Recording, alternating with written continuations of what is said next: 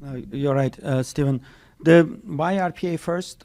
You get the real value of the digitization when you change your full process, right? And you make more decisions, quicker decisions, not just like the one that you are doing right now. But there is a disruption. RPA is an on-ramp because you can get your current processes and digitize it. And then in the process, though, you always need to think the next step and change it. Why are we doing this? Do you still need, the light sockets that fits the candles? But first you need to fit it into certain process that takes the uptake easier. And then you can change the processes and going in there. And as George stated, build on intelligence on top of it, going there.